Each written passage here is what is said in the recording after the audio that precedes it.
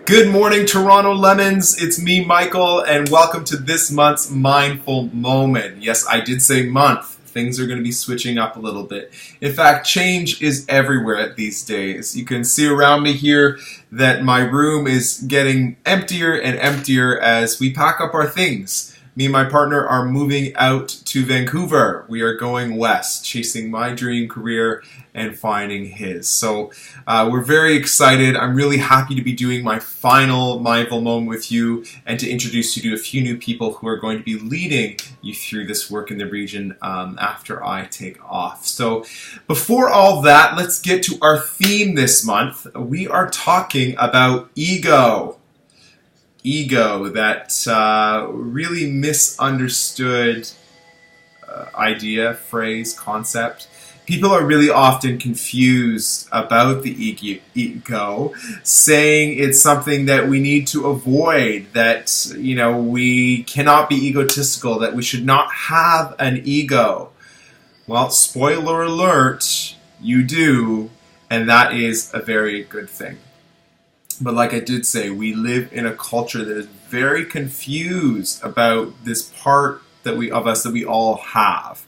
You know, we are told be proud, but do not be egotistical. We are told to be humble, but do not be too in my face about it. Be entrepreneurial, but do not be cutthroat. It's very confusing. There's a lot going on. So to start our exploration this month, I'm going to give you a few pointers when you're thinking about your ego, and there are 3 of them. The first one is your ego is actually you. It's you. It's the part of your brain, the part of your identity that sees yourself. It's what makes you unique. It is everything you are. And without it, you'd actually be pretty bland. You'd be pretty like a shell almost of the wonderful person that you are. So know the ego is you, you have it, you're not getting rid of it, and it's time to start taking care of it, okay? The second one, do not mistake humility with timidity. Humility and timidity are 2 separate things. I can be humble while still being very, very fierce and proud and ambitious. It's possible. I worked at an organization at one point in time that really pushed this idea of humility as one of our core values. But unfortunately, what they actually were asking for is, I guess, falling in line. They didn't want to be challenged. If we asked questions outside of our realm of access, we were told we were not being humble enough.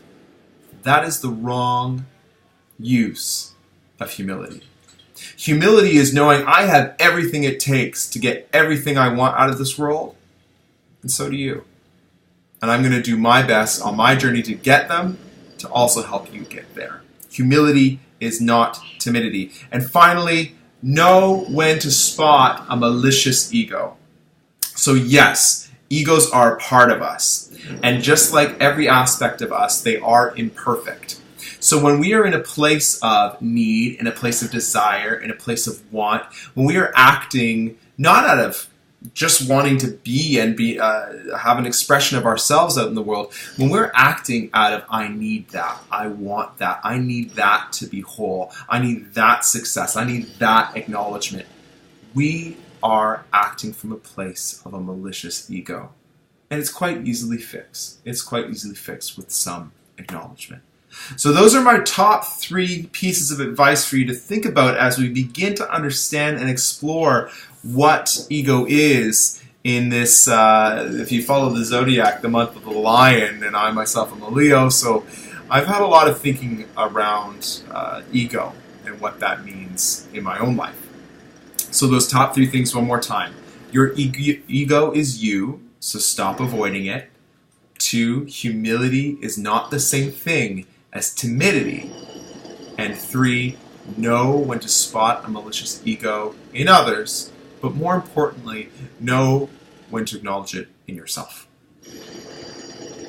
And we're going to explore this month. Now, as I said when we started this video, things are switching up a little bit now. We have some wonderful people that are going to be leading this content throughout your region. You probably know some of them, or at least have met or seen them in store. We've got Julia Hussey from the Eaton Center, we've got Laura Andrews from Cumberland, and we got Mark Van Hurt from the Local. A team of 3 amigos that are going to just slay the mindfulness game here in Toronto. And one of the things that we're doing moving forward is we're going to have an introduction video at the beginning of every month to a mindful theme that will then be explored in store through questions and content. And at the end of the month, we're going to be seeing an activation where we can all come together and really celebrate some of our learning in a meaningful way. So keep your eyes peeled for what that looks like moving forward. I'm really, really excited about it.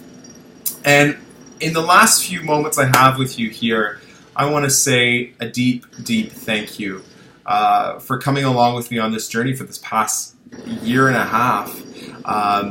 So many people have been involved in this project, so many people to thank as part of the Mindfulness Initiative. A huge thank you goes out to Ayla Neely from the Eaton Center, who has helped elevate this content throughout this region and will continue to do so. I can't say anything else but just say thank you. Thank you for being a part of the work. Thank you for taking it on. Thank you for celebrating it. And thank you for opening up, because that's the most important thing, is always to remain open. I will not be gone. I will be keeping my pulse on Toronto, seeing what's going on as I try and do the same in Vancouver. My friends, this has been an absolute pleasure and a total blast. I hope you have a wonderful rest of your day. And it feels like summer out there, so why not go celebrate? And my last piece of advice, don't take anything too seriously. Okay?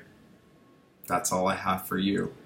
I'm so looking forward to see what Toronto does in the future. All my best.